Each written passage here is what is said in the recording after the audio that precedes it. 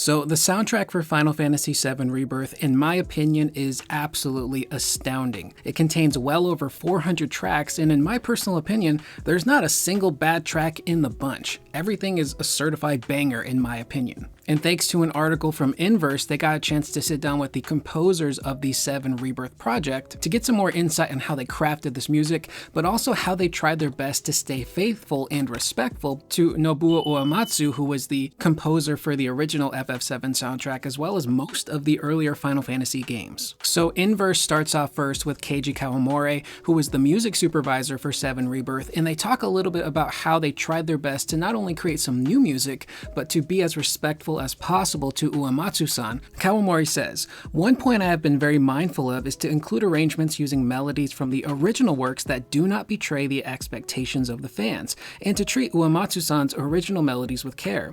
But also, when Uematsu-san was creating music for the Final Fantasy series in the past, he incorporated new ideas in his music creation that challenged the status quo.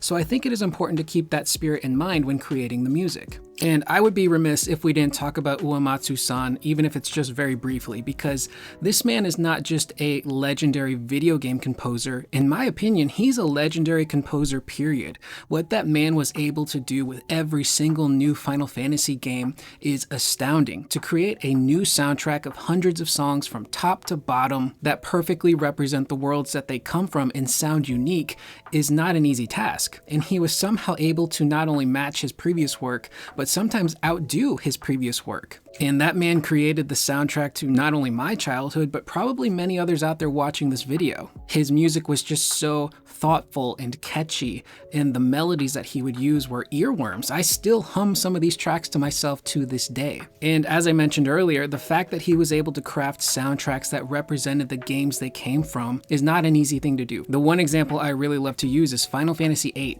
The world of 8 is this combination of modern times, old school vibes, but also futuristic vibes with its vehicles and its architecture and its overarching story. And you listen to that soundtrack and it sounds like it could only come from the mind of Uematsu to represent the world of Final Fantasy VIII.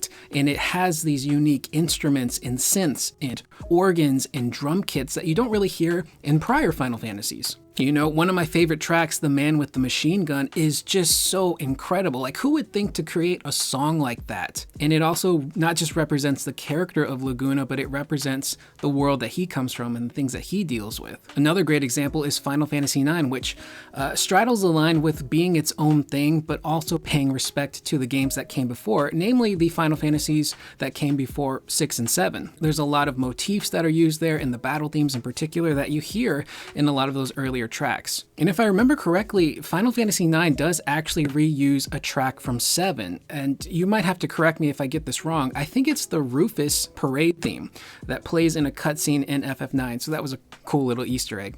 But overall, the work that Uematsu-san has been able to do is incredible, and I think the composers and all of the musical people on the 7 Remake project and Rebirth have done an incredible job of making their own mark, but also paying homage to Uematsu-san in the work that he does, because the essence of his music is still alive and well, in my personal opinion. And they've also been able to create their own new classics. You know, I can't not mention 2 songs that went absolutely viral from Rebirth, and that is the music that plays in Junon when you're with Sam and the dog taking him to the crow's nest. The bow wow wow is just so catchy. It's so lighthearted and fun and perfectly just kind of represents like a dog outside going for a run. You're just going with your dog. Maybe you're picking up their poop. Maybe they're, you know, sniffing some random spots. It's the perfect music to accompany that type of side quest. And then there's the battle version of that theme, which I believe is called Fight for a Stamp, which just goes insane.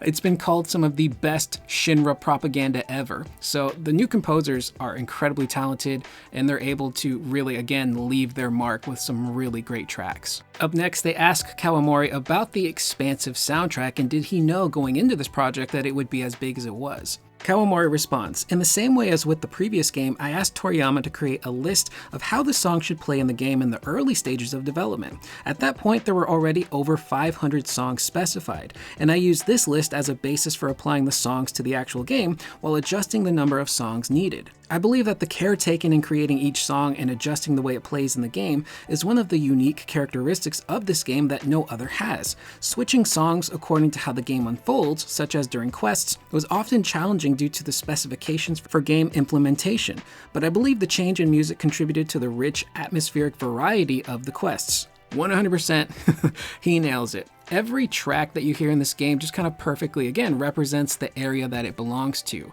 And later in the article, they talk about, Cosmo Canyon kind of having this kind of country theme to it when you first get there, which it definitely has. It feels like this Rocky Mountain kind of area you're going through, almost kind of desert-like, but it feels less like a, modern desert and more of like an old Western kind of desert. And you hear that kind of country twang just everywhere within Cosmo Canyon. Junon, for example, kind of has almost like this pirate kind of feel to it, which that kind of is the area of Junon. There's all of these abandoned weapons and vehicles. There's even like an abandoned pirate ship and boats in some areas, and it feels like you're on this swashbuckling adventure.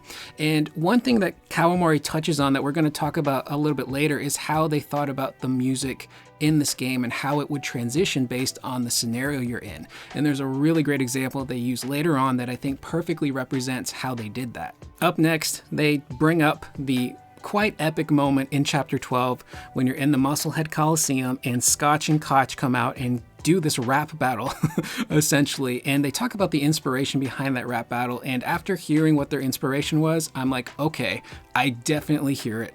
For sure. And for this one, they talked to Mitsudo Suzuki, who was one of the composers on Rebirth. Suzuki goes on to say, "This song is what hip-hop calls beef towards Dio, and I had a clear musical direction shared with co-director Toriyama. Run DMC, Ice-T, Art of Noise, and other old-school influences I grew up listening to are all strongly present in this song. The best part is that I incorporated the world's best scratch play by DJ Izo, who won the DMC World DJ Championships, and pressed analog records for the scratches to achieve the exact sound I envisioned in my mind without any deviations." And after hearing his influences for that track, you 100% get those old school vibes. Run DMC in particular, with like the beats and the drums in that track, the way that they're rapping, and big props to the voice actors who voice Scotch and Koch. They perfectly nailed like the cadence of an Ice-T or a Run DMC when delivering this, quote unquote beef.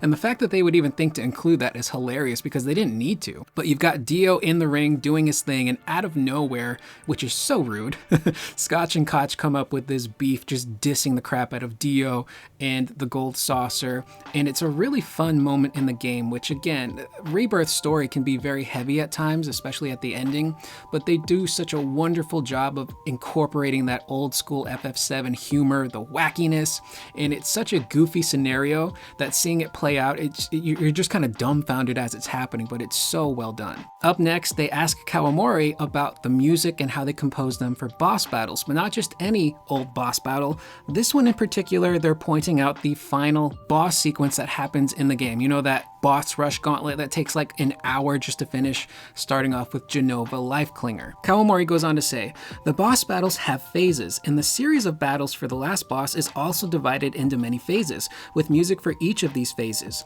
The battle against Jenova starts out with the lingering echoes of the sad events, but as the battle progresses, a bit of an eerie atmosphere comes into play. The tempo then picks up in the middle to raise the heat of the battle, and the arrangement follows the original Jenova song. After that, the Sephiroth Reborn battle song was handled by Hamauzu, and it consists of an arrangement of One-Winged Angel that no one has ever heard before and new song elements, which I think makes for a very impressionable piece of work. And I'm really happy that they brought up this battle in particular because it's a really great example of dynamic music and how it shifts during each respective phase. And crafting a song for a battle has to be pretty hard, but you also have to keep in mind as a composer that the people that play this game, they're not going to hear that song from beginning to end how you composed it originally. It's going to get chopped up in bits. And because it's dynamic, you're going to have maybe the second half of the verse is currently playing, but the player progresses enough into the battle where it cuts off and it starts the next phase. And that music has to perfectly match into that next phase of battle and transition in a way where it doesn't feel jarring. And the Jenova battle in particular, I think does that beautifully. And I think they kind of built that into how they composed the music for that section because, obviously in that section of the game, we've lost Aerith and her theme music is playing as you're battling Jenova. But as you're progressing through that battle, you can't help but notice Aerith's theme is starting to fade away. It's getting quieter and quieter until it's completely swallowed up by the Jenova music. And again, that's a really great way of kind of interpreting story stuff into the music and into the gameplay. And once Aerith's theme is gone and Jenova has taken over, which, you know, kind of plays a little bit into some of the theories out there, the music just is a free-for-all, and you get that incredible Jenova theme that has, you know, played throughout the years in the FF7 games and been reimagined in so many ways, and it just kicks in and you're in the fight for your life to avenge a beloved party member.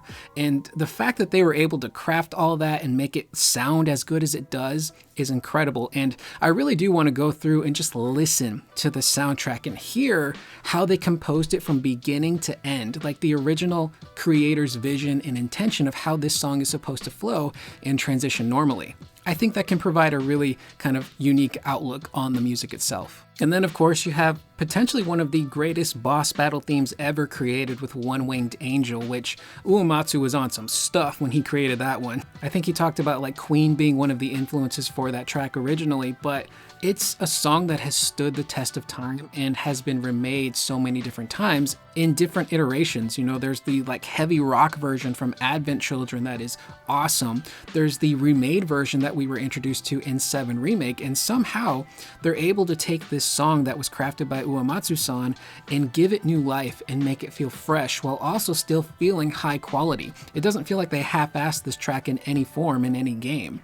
They're able to build upon the foundation that Uematsu-san laid out and make it feel new again. And essentially, you know, the song in Rebirth is called One-Winged Angel Reborn. So they've managed to take a track like that and reborn it, or rebirth it rather, to make it sound fresh. And the track we hear in Rebirth in particular perfectly scores the cutscene that plays before you actually fight Sephiroth, because Aerith just comes through this big portal of white light. Sephiroth looks at her like, "Oh, you dirty bitch.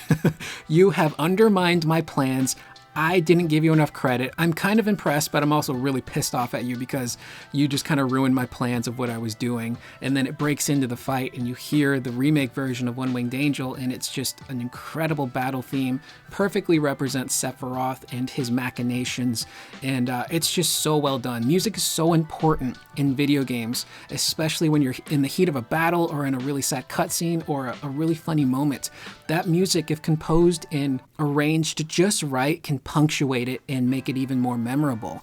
And they've completely done that, in my opinion, with this 7 Remake project so far, and every Final Fantasy game. Regardless of whether or not you like a Final Fantasy, I think most people would agree, and I'm echoing myself here from older videos, you would probably agree that their soundtracks are bangers. There's not really any bad Final Fantasy soundtracks out there. And I cannot wait to see what these guys do in Remake Part 3, because there's still so many tracks that we haven't explored from the original game, whether they be battle themes or music that punctuates specific moments, triumphant moments within the story. And I think that they're gonna probably try their best to outdo what they did with Rebirth, even though that's going to be really, really difficult. Now, one thing I want to mention very quickly is that they've also not shied away from having guest composers come on board and do their own thing with this soundtrack.